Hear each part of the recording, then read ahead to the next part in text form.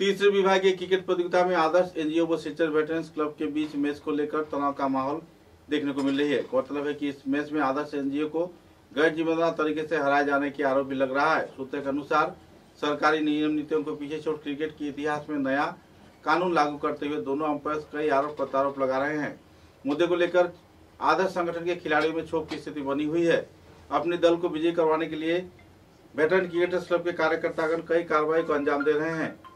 इस मुद्दे को लेकर विस्तारित जानकारी देते हुए संगठन कार्यकर्ताओं ने पत्रकार सम्मेलन के जरिए विस्तारित खुलासा भी किए।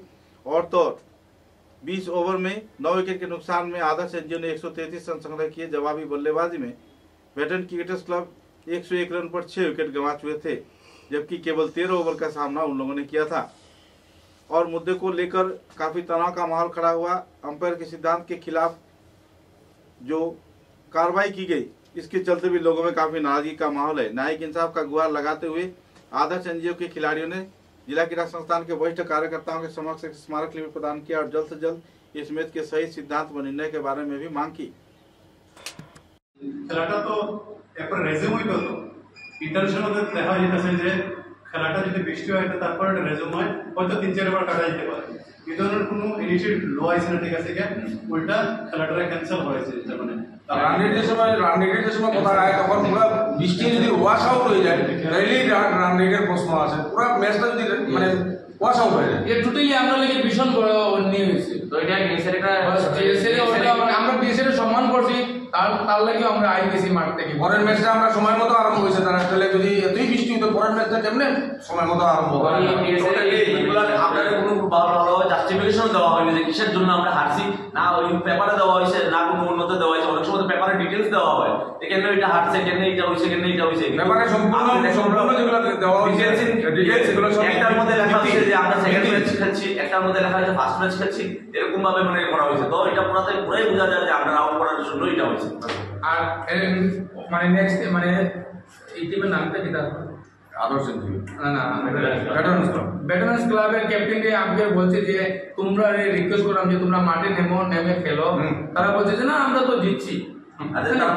মানে তারা মানে জোর জবরদস্তি এটা কেমনে জিততো তারা সেটা বুঝতে পারলাম না। আম্পায়ারের কথার সাথে সাথে ওরা নিজের আম্পায়ার পরে ওদেরকে এসে রিকোয়েস্ট করছে যে তোমরা খেলো, কিন্তু তারা খেলে নাই। তারা আমাদের কাছে ভিডিও প্রুফ সব আছে, আমাদের কাছে সব আছে। আমরা এটা বিচার চাই, উচিত বিচার চাই। আপনারা কাছে আপনারা রিকোয়েস্ট, আপনারা আর কোনো কেউ নাই, আমরা মিডিয়ায় আমরা সারা যে আমরা যারা কথা দাবান মানুষের দাবায় মিডিয়ায় তারা কথা উঠে ধরে।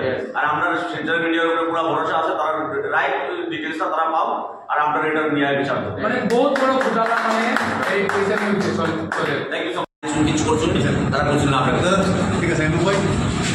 এনজিও ক্রিকেট টিমের ক্যাপ্টেন আমি আদর্শ এনজিও ক্রিকেট ক্লাবের ক্যাপ্টেন। কালকে আমরা 5 তারিখ কালকে আমাদের একটা খেলা আসলো শিলচর ডিএসএতে, শিলচর ভেটারান্স ক্লাবের লোকে। তো আমরা প্রথমে টস জিতে আমরা ব্যাটিং নিই। ব্যাটিং নেওয়ার পরে আমরা ওদেরকে টার্গেট দিয়ে তাদের 134 রানের টার্গেট দিই 20 ওভারে। কিন্তু যে সময় খেলা চলা আমাদের ইনিংস শেষ হওয়ার পরে তাদের ইনিংস শুরু হওয়ার যে সময় হয় তখন 13 ওভারে ওদের রান ছিল 101 রান। কিন্তু তখন হঠাৎ করে 101 রানে 6 উইকেট। তখন হঠাৎ করে বৃষ্টি হয়, কিন্তু বৃষ্টি এমন বৃষ্টি যেটার মধ্যে এইসব বৃষ্টির মধ্যে এইসব শিলচরের মতো ডিএসএতে খেলা চালানো সম্ভব, কিন্তু তারা কাভারটা ঢেকে দেয়। ডাকার পরে তারপরে আমাকে সময় দেয় যে আমরা 1টা পর্যন্ত দেখবো, তারপরে রান রেটের ভিত্তিতে আমরা জয়ী ঘোষণা করবো বা বিজয়ী ঘোষণা করবো। এটা মানে মানতে লাগবে আম্পায়ারের তরফ থেকে। তো আমরা এই এতটুকু যাওয়ার পরে আমরা গেলাম। তারপরে 12:38 ওরা এসে গেল, নিচে এসে আমাকে ডাকলো ক্যাপ্টেনকে আমি গেলাম। যাওয়ার পরে বলে যে আমাদের রান মানে আমরা রান 134 রান 20 ওভারে 6 পয়েন্ট সামথিং আমাদের রান রেট। আর ওরা 101 রান করে আজকে যে পেপারে যেগুলো দিয়েছেন এগুলো সম্পূর্ণ মিথ্যা। যেগুলো পেপারে দেওয়া হয়েছে রানের লেখা আছে এগুলো সম্পূর্ণ মিথ্যা। ওরা 101 রান করে। আপনারা যদি মানে এটা যদি জাজ করতে চান আপনারা দেখতে পারেন, গিয়ে ডিএসএতে স্কোর কার্ড দেখতে পারেন। তো ওই হিসাবে ওরা নামে আম্পায়ার 2জন নামে আমাকে বলে যে তোমরা এই হিসাবে এই রাউন্ডে ওদেরকে বিজয়ী ঘোষণা করা হলো, ভেটারান্স ক্লাবকে বিজয়ী ঘোষণা করা হলো। তো ভেটারান ক্লাবকে বিজয়ী ঘোষণা হওয়ার পরে মানে ভেটারান ক্লাবের ক্যাপ্টেন জোরজবস্তি আমার হাত টেনে ক্যাপ্টেন আমরা জিতে গেছি হ্যান্ডশেক করার চেষ্টা করে চলে যায়। আমি কিন্তু এটা কোনোভাবে মানি নাই বা আমার টিমের ইয়েতেও আমি ইয়ে করিনি। কিন্তু যে সময় আমরা খেলা চালানোর জন্য ওদেরকে অনুরোধ করছিলাম তখন কোনো গ্রাউন্ডসম্যান মাঠে ছিল না, আম্পায়ার পর্যন্ত বলছে গ্রাউন্ডসম্যান এটা সরানো হবে, কিন্তু গ্রাউন্ডসম্যান ওদেরকে হয়তো কোনো কেউ প্ররোচনা দিয়ে বাইরে বের করে দেওয়া হয়েছে বা কোনো কিছু করা হয়েছে, গ্রাউন্ডসম্যান মাঠে ছিল। 2 নম্বর কথা হলো গিয়া আরো অনেক রিকোয়েস্ট করছে আম্পায়ার। প্রথমে বলেছে যে আম্পায়ারের যে ডিসিশনটা হয় এটাই ডিসিশন, পরে আম্পায়ার এসে আমাদেরকে বলছে যে ক্রিকেট সেক্রেটারি আমাদের যে ডিসিশন দিয়েছে এই ডিসিশনের ভিত্তি করে আমরা তোমাদেরকে জানিয়ে দিলাম, ওই যতটুকুই তারপরে আরো আছে মানে সবকিছু তো আর আমাদের মানে এখানে আমাদের সবকিছু আমাদের এগেইনস্টে গেছে। 22 তারিখ আমরা একটা ম্যাচ খেলি ক্লাব মুনলাইটের লোকে, যেটা ডিএসএফ থেকে আমাদেরকে পরের দিন পেপারে দেওয়া হয় যে এটা প্রীতি ম্যাচ হিসাবে মেনে নেওয়ার জন্য, আমরা এটাও মেনে নিই। কিন্তু তারপরেও যদি আমাদের সাথে এত বৈমাত্রশীল ব্যবহার করা হয় তাহলে আমরা কোথায় যাব? আজকের ডেটে এই যে খেলাটা হয় থার্ড ডিভিশন ক্রিকেট, এটা হলো ক্রিকেট সাপ্লায়ার, যে বাচ্চারা ছেলেরা খেলে, আমরা বাচ্চারা নিয়ে আমরা যে ছাত্ররে নিয়ে আমরা টিমটা বানাই, এই টিমটা বাচ্চারা যাতে বাজে দিকে যায় না, আমরা এই জন্য ওদের সাথে নিয়ে আমরা মাঠে আসি, যাতে একটা জায়গাতে ওরা খেলতে পারে, একটা জায়গাতে একটা স্টেজে পারফরমেন্স করে যাতে বাইরে যেতে পারে বা ভালো ক্লাবে যেতে পারে।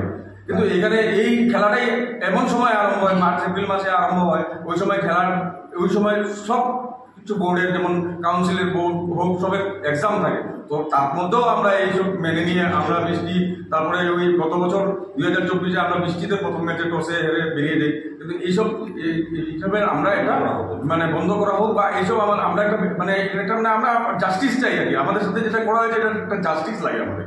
ব্যাটার ক্লাবটা আমরা মেম্বারের এই সামথিং কিরকম কিছু আমরা জানি না, শিওর না, বাট আমরা যেটা শুনেছি আর এটা খবর লাগালে আপনারাও জানতে পারবেন যে ব্যাটার ক্লাবটা কার।